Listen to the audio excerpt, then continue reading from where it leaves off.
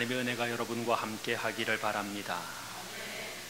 이 더위 가운데서도 건강하고 또 행복할 수 있기를 주님의 이름으로 축원합니다. 요즘 올림픽 경기를 보는 맛에 밤잠을 제대로 자지 못하고 밤을 새우는 사람이 꽤 많은 듯 싶습니다. 한국 축구가 일본을 이겼다고 하니까 난리가 났습니다. 거기다가 동메달까지 얻게 됐으니 기쁨이 이루 말할 수가 없습니다. 어제 저녁에도 일찍 잠을 청하신 분들은 많지 않을 것 같습니다. 체조의 요정이라고 하는, 참 생기기도 귀엽게 생겼어요. 얼마나 잘하는지 그거 보다가 저도 거의 12시 넘어서 잠이 들었네요. 한 선수 한 선수들의 이 피땀 흘려 수고함의 결과가 자신들의 성취를 이루는 것뿐만 아니라 많은 사람들에게 희망을 준다는 것은 정말 큰 기쁨이 아닐 수가 없습니다. 그런데 저는 어제 체조 경기를 보면서 처음에도 잘했고 두 번째도 잘했는데 세 번째 실수하는 거 보니까 조금 속이 상했어요. 그것만 실수 안 했으면 동메달도 땄을 텐데 그것 때문에 5등을 한 거예요. 평상시에는 그런 실수를 안 한다고 합니다. 그런데 그만 이 곤봉 2개를 다 놓쳐버리는 이런 실수를 하고 말았고, 그것 때문에 2점이 감점이 됐대요. 그러니 점수가 형편없이 팍 추락하고 만 거지요. 3등과 동메달을 딴 선수와 차이가 몇 점이 나는가를 보니까 0.25점이 차이 난대요. 그러니 그때 2점만 맞았으면 충분히 동메달인데, 아니 2점은 관두고 1.5점만 맞았어도 충분히 동메달인데 못내 아쉽습니다. 왜 실수를 했겠습니까? 잘하던 일인데 왜 실수를 했겠습니까? 아마도 그 선수는 자기가 여러 가지 종목 가운데 곤봉으로 연기하는 것에 가장 자신이 없었던 모양입니다. 취약한 종목이라고 그러네요.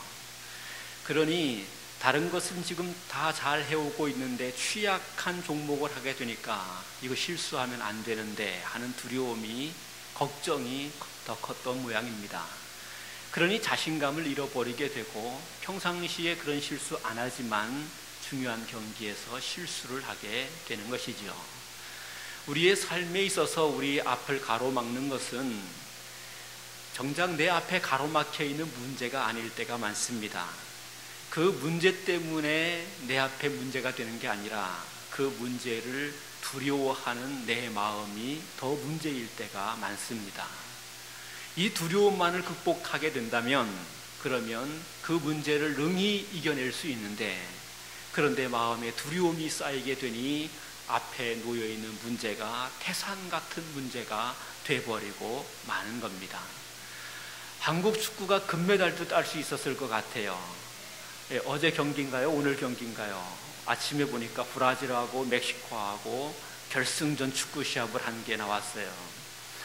결승전에서 브라질이 1등을 할 줄 알았는데 멕시코가 1등을 했습니다. 금메달을 땄어요. 제가 후반전 끝에까지 봤는데요, 2대0으로 이기고 있었어요. 그리고 루즈타임 적용되는 그 순간인가 브라질이 한 골을 넣어가지고 2대1이 됐고 멕시코가 이겼습니다. 그런데 멕시코라는 나라와 우리나라가 경기를 한번 했대요. 그런데 무승부로 끝났다고 합니다. 아니 그렇다면 우리가 브라질도 이길 수 있었는데, 브라질한테 3대0으로 지고 말았어요. 이길 수 있었는데 그것만 이기고 갔으면 멕시코 코를 납작하게 할 수도 있었는데, 그래도 제 생각에 이렇습니다. 맞는지는 모르겠지만 브라질 하니까 우리 선수들이 알게 모르게 기가 죽고 만 것 같아요. 두려움이 있게 된 것 같아요. 저 친구들 세계적인 선수인데 우리가 이길 수 있을까? 입으로는 이길 수 있다 말하지만 마음속에 두려움이 있게 됐고 우리는 할 수 없겠지 하는 생각이 더 많이 자리하게 됐던 것 같습니다. 그러니 지게 되는 겁니다. 우리는 두려움을 극복하고 용기를 가져야 합니다. 우리 주님은 우리에게 이렇게 말합니다. 두려워하지 말라는 겁니다. 용기를 내라는 겁니다. 믿음을 가지라는 겁니다. 그리고 도전하라는 겁니다. 두려움을 극복하고 용기를 내서 도전하면 우리가 생각하지 못했던, 상상하지 못했던 엄청난 복이 우리에게 임하게 될 것이다. 이렇게 말씀하고 있습니다. 사랑하는 성도 여러분, 우리 안에 있는 모든 두려움을 다 몰아낼 수 있기를 바랍니다. 우리 앞에 태산과 같은 문제가 놓여 있다 할지라도 그것 때문에 두려워 벌벌 떨지 말고 믿음으로 당당하게 그것에 대하여 도전함으로 이길 수 있고 승리할 수 있고 하나님의 복을 누릴 수 있게 되기를 주님의 이름으로 축원합니다. 취업이 많이 힘들지요. 직장 생활하는 거 힘들지요. 우리 젊은이들 이것에 대하여 두려워하지 마시기를 바랍니다. 믿음의 눈으로 용기를 가지고 도전할 수 있기를 바랍니다. 그래서 하나님께서 우리를 위하여 예비하신 축복의 산지에 이를 수 있기를 주님의 이름으로 축원합니다. 본문 41절과 42절 말씀 우리 함께 봉독할까요? 41절과 42절입니다. 시작. 이에 회당장 야이로라 하는 사람이 와서 예수의 발 아래 엎드려 자기 집에 오시기를 간구하니 이는 자기에게 12살 된 외딸이 있어 죽어가미러라. 예수께서 가실 때에 무리가 밀려들더라. 아멘. 예수님이 가다라라는 지방에 가셨습니다. 그 지방에는 아주 흉악한 귀신 들린 사람이 있었는데 귀신이 이 사람들에게 아주 강하게 자리 잡고 있었기 때문에 이 사람들이 괴력을 발휘하는 겁니다. 무덤 가운데 거하고 살고 있었습니다. 그런데 예수님이 그곳에 가시게 되니 이 귀신들이 비상이 걸리게 됐지요. 그래서 예수님 앞에 나와서 우리를 내쫓지 말아 달라고, 우리와 상관없으니 우리를 가만히 좀 내버려 달라고 예수님께 청합니다. 그러나 예수님은 그들에게서 귀신이 나가도록 명령을 합니다. 귀신을 쫓아내신 예수님, 그 지역에서 환영을 받아야 했었는데 그렇지 못합니다. 오히려 사람들은 예수님을 두려워했고 예수님에게 그 땅을 떠나기를 구합니다. 그래서 가다라 땅에서 이제 강을 건너 다시 육지로 오게 됩니다. 그곳에 오게 됐을 때에 예수님이 이제 강을 건너오신다는 이 소식을 듣게 된 사람들이 예수님이 있는 곳으로 막 모여들게 된 겁니다. 수많은 사람들이 모여들었습니다. 오늘 본문에 보니 무리가 밀려들더라 그럽니다. 예수님 주변에 사람들이 들끓게 된 겁니다. 어떻게든 예수님 얼굴 한번 보겠다고, 그분이 무슨 말씀하시는지 한번 들어보겠다고, 그리고 그분에게 내가 가지고 있는 문제를 해결함을 받겠다고 수없이 많은 사람들이 그곳에 몰려오게 됐습니다. 그런데 그 가운데 한 사람, 회당장인 야이로라는 사람이 있었습니다. 이 사람에게는 12살 된 딸이 하나 있었는데, 그런데 이 딸이 그만 병에 걸려서 죽게 된 것입니다. 좋은 약을 다 써봤을 것입니다. 좋은 의사에게, 용하다는 의사에게 다 딸을 보여봤을 겁니다. 그렇지만 이 딸의 병은 점점 깊어갔고 나을 기미가 없게 된 겁니다. 예수님이 자기가 사는 지역으로 다시 건너오셨다는 말을 듣게 된 이 야이로는 체면을 불구하고 이제 예수님께 달려나갑니다. 오늘 본문에 보니 수많은 사람들이 운집해 있는데 그 사이에 야이로라는 사람이 비집고 들어가서 예수님을 만나게 됩니다. 그리고 예수님에게 자기 딸을 고쳐달라고 청하게 되는 것입니다. 본문에 보니 야이로라는 사람, 이 사람 회당장이었습니다. 그런데 이 사람에게 큰 문제가 생긴 겁니다. 하나밖에 없는 외동딸이 죽게 됐다는 이 문제. 모든 것을 다 주어도 아까움이 없는, 아니 자기의 생명을 내주어도 아까울 것이 없는 딸이 죽게 된 것입니다. 그에게는 어떤 두려움보다도, 어떤 시험보다도, 어떤 문제보다도 큰 것이 이것이었습니다. 돈을 잃게 되는 것 괜찮고, 자기의 건강을 잃게 되는 것도 괜찮고, 자기의 명예가 땅바닥에 추락하게 되는 것도 괜찮은데, 그런데 하나밖에 없는 외딸이 죽을 수밖에 없게 됐다고 하는 것입니다. 저는 이 본문을 보면서 야이로에게 왜 이런 문제가 생겼을까 하는 생각을 해봅니다. 수많은 사람들이 동일하게 그와 같은 생각을 할 것입니다. 야이로에게 왜 이런 문제가 생겼을까? 이렇게 끔찍한 일이, 상상할 수도 없는 일이, 이런 두려운 일이 왜 생겨나게 됐을까? 야이로라는 사람은 높은 지위에 있으면서 죄를 지은 사람인가? 나쁜 짓을 한 사람인가? 못된 사람인가? 그래서 하나님의 심판이, 저주가 그에게 임하게 된 것인가 하는 생각을 해보게 됩니다. 그런데 오늘 성경의 말씀에서는 어디에도 야이로의 행적에 대하여 언급하고 있지 않습니다. 이 사람이 나쁜 사람이었다, 이 사람이 뇌물을 받은 사람이었다, 이 사람들이 백성들에게 포악한 짓을 했던 사람이라, 이런 얘기 단 한마디도 언급하고 있지 않습니다. 야이로에 대한 소개는 단 하나입니다. 회당장인 야이로라, 이렇게 말합니다. 회당장이라는 사람이 어떤 사람입니까? 대개 유대 사회에서 회당장이라는 사람은 랍비로 매우 존경을 받는 사람입니다. 지금도 유대인들이 모이게 되는 공동체 가운데서 그곳의 회당장으로 또는 랍비로 일컬어지는 사람은 매우 존경을 받는 사람이 됩니다. 그분들이 지나가게 되면 모두가 고개를 숙여 인사를 합니다. 그분들은 어디에든지 상석의 높은 자리에 앉혀 존경을 표합니다.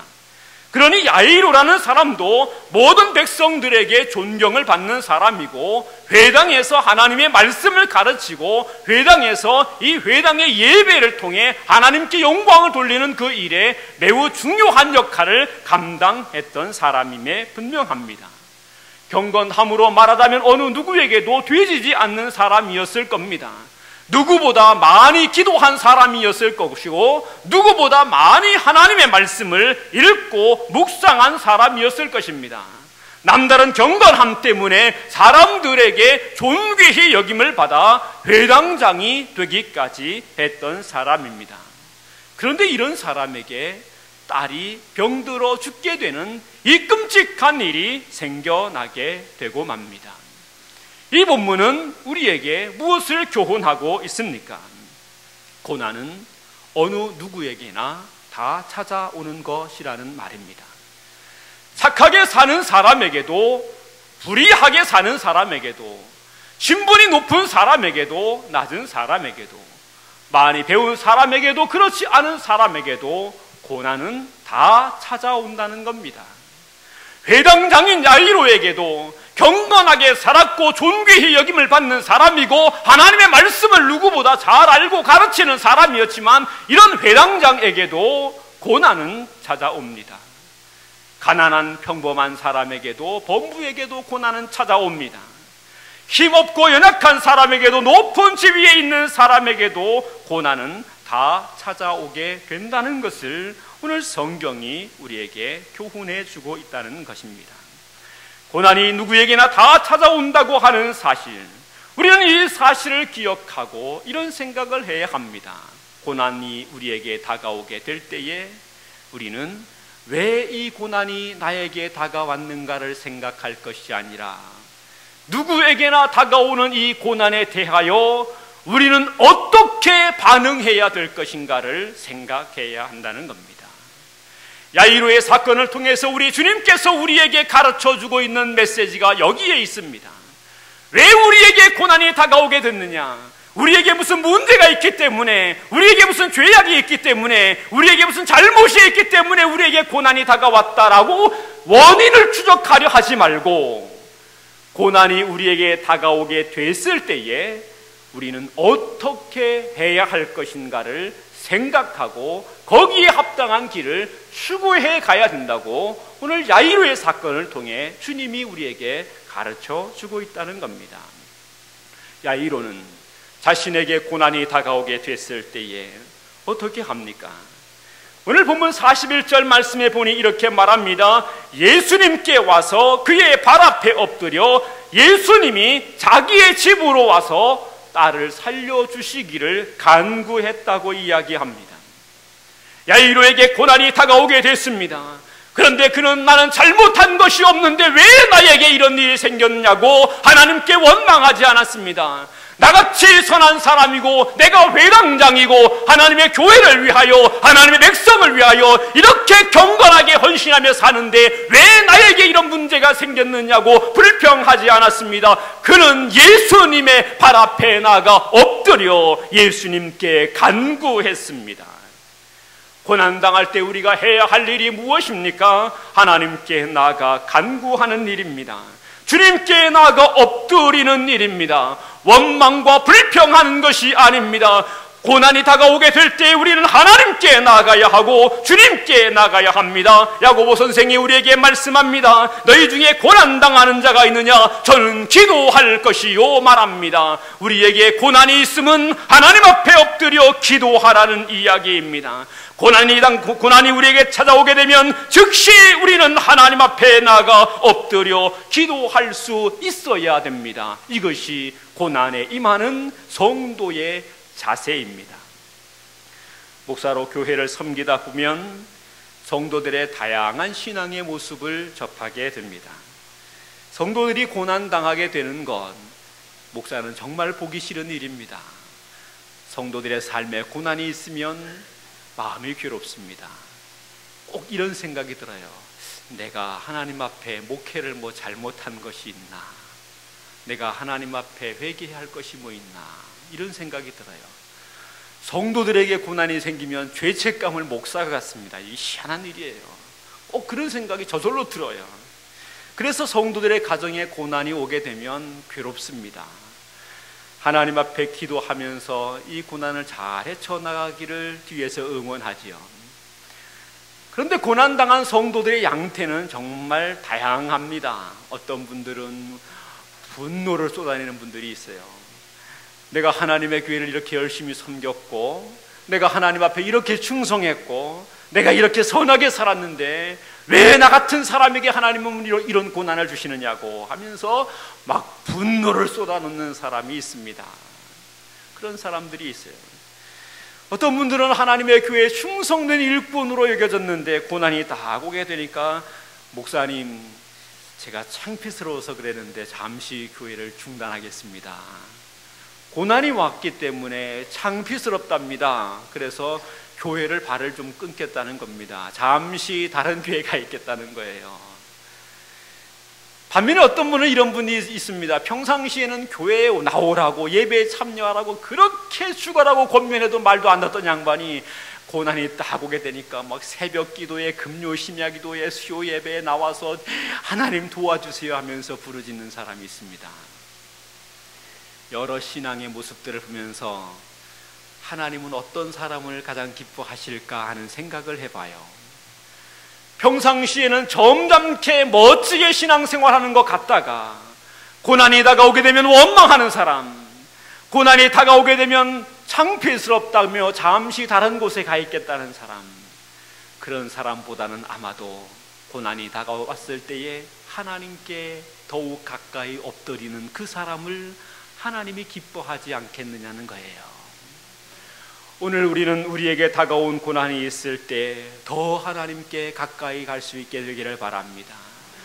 고난이 있을 때 하나님에게서 더 멀어지면 안 됩니다. 고난이 있을 때 하나님께 원망과 불평을 쏟아놓아도 안 돼요. 분노해도 안 됩니다. 고난이 우리에게 다가왔을 때에 우리가 해야 할 일은 하나님의 발 앞에 엎드리는 겁니다. 주여 나를 불쌍히 여겨 주시옵소서. 내가 이 고난 중에 있습니다.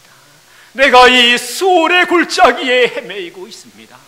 주여 나에게 긍휼을 허락하여 주시옵소서. 내가 상처받아 찢어진 몸으로 주 앞에 엎드렸습니다. 주의 긍휼하심을 베풀어 주옵소서. 주님 앞에 나와 엎드려야 합니다. 엎드리면 하나님의 응답하심이 있음을 믿습니다. 야이로는 주님께 나와 기도했어요. 주님께 나와 간구했을 때 주님이 즉시 말합니다. 그래, 내가 너희 집에 가겠다. 그리고 야이로를 따라 길을 나섭니다. 수많은 사람들이 예수님의 뒤에 함께 동행하여 따라갑니다. 사람들이 어떻게든 예수님 가까이에, 조금 더 가까이에서 예수님을 보고 싶어서 이리 밀고 저리 밀리고 하는 가운데에 예수님이 갑자기 뒤를 돌아보시면서 이렇게 말합니다. 누가 내 옷자락을 잡았느냐? 누가 내 옷자락을 잡았느냐? 야이로의 입장에서 얼마나 답답한 일입니까? 지금 딸이 죽어가고 있는데 한시가 급한데 예수님이 빨리 자기의 집에 가서 딸의 머리에 손을 얹고 기도하면 나을 텐데, 그런데 주님이 가지 않는 겁니다. 길을 멈추어서 온 겁니다. 뒤를 돌아보며 하는 말이 누가 내 옷자락을 잡았냐? 아니, 이렇게 급한데 누가 옷자락을 좀 잡으면 어떻고 옷자락을 좀 찢으면 어떻습니까? 그런데 뒤돌아서서 주님이 이렇게 답답한 말씀을 하고 있습니다. 보다 못한 베드로가 예수님께 말하지요. 예수님, 선생님, 한번 주변을 보세요. 사람들이 이렇게 많고 이렇게 들끓고 이리 밀고 저리 밀리는데 어쩌다가 누군가가 옷자락 건드렸겠지요. 누군가 옷자락 건드렸겠지요. 베드로의 말이 점잖은 것 같지만 실상은 이런 말입니다. 급해 죽겠는데 쓸데없는 소리 하지 말고 빨리 길이 나가세요. 지금 그 말입니다.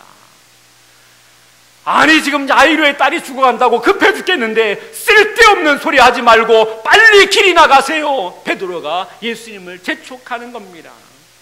그런데 예수님 한 수 더 거두십니다. 아니다. 누가 내 옷자락을 일부러 잡았다. 내게서 능력이 나갔다. 예수님이 이렇게 말씀하는 겁니다. 베드로가 미치고 팔짝 뛰어 오르십니다. 가던 길을 계속 가야 될 텐데 가지 않고 돌아서서 내 옷자락 잡은 사람 이리 나와라, 이렇게 말하는 겁니다. 그러니 그 가운데 옷자락 잡았던 한 사람이 예수님께 나왔어요. 보니 이 사람은 12해 동안 혈루증으로 고생했던 여인입니다. 많은 의사에게 자기의 몸을 보였습니다. 그렇지만 나을 수 없는 사람이었습니다. 낫지 않았습니다. 모든 재산을 다 탕진했습니다. 이제는 가난한 보잘것없는 환자로, 여인으로 이 땅을 살아야만 했습니다.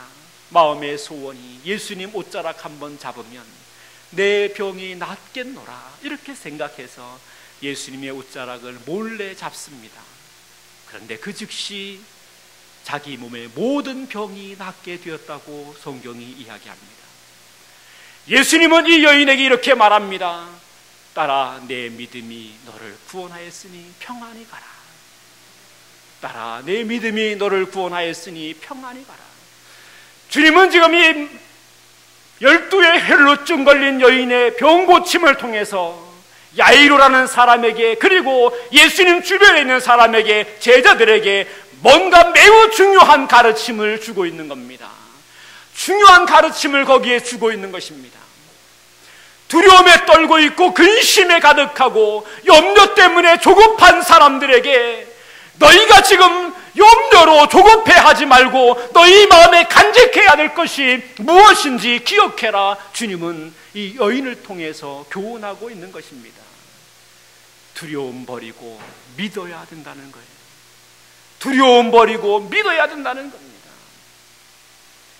그런데 이 여인을 고친 순간 야이로의 집에서 사람들이 왔습니다. 그리고 야이로에게 하는 말이 이렇습니다.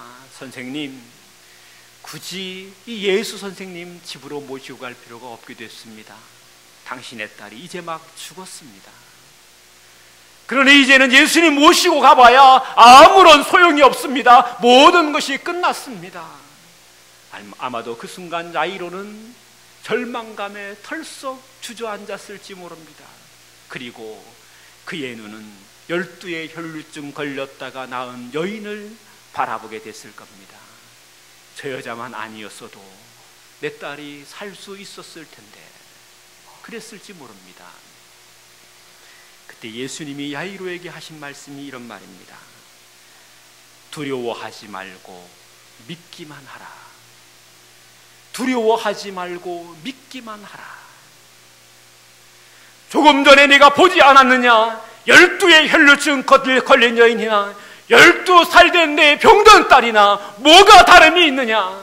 그런데 이 여인이 이제 예수님의 옷자락을 만짐으로 낫게 되는 것을 보지 않았느냐? 이 여인의 믿음 때문에 이 여인의 병에서 건짐받게 된 것을, 고침받게 된 것을 보지 않았느냐?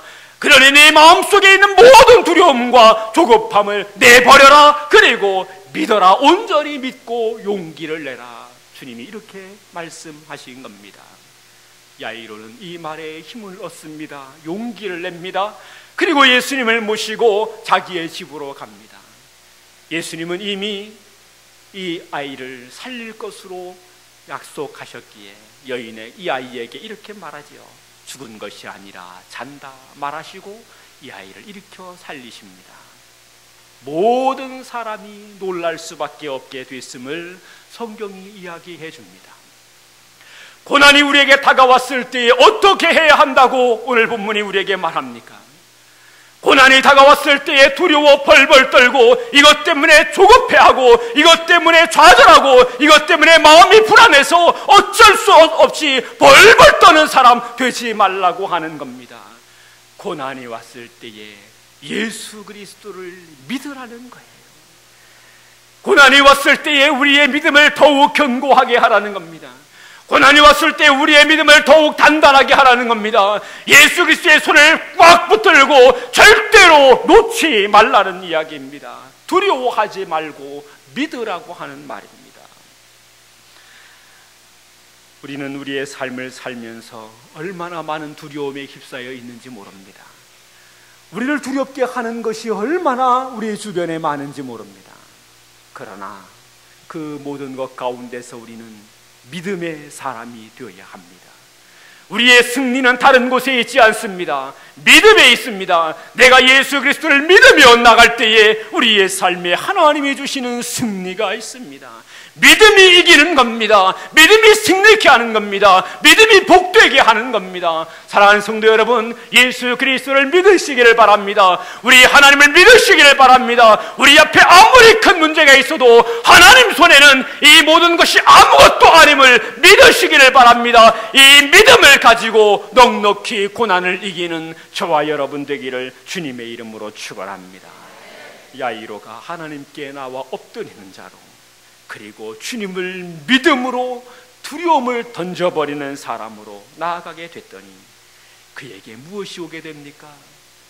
잃어버린 딸, 죽은 딸이 살아 돌아오는 역사가 있게 됩니다. 절망이 희망으로 바뀌게 됐다는 겁니다. 우리의 모든 불가능이 가능으로 바뀌게 됐다는 겁니다. 우리의 모든 빼앗김이 다시 회복으로 주어지게 됐음을 이야기하는 겁니다. 우리의 고난이 물러가고 고난이 오히려 면류관이 돼서 우리에게 오게 됐다고 하는 말입니다. 사랑하는 성도 여러분, 저는 우리 교회가 이런 능력 있는 교회가 되기를 바랍니다. 우리에게도 고난은 올 수 있습니다.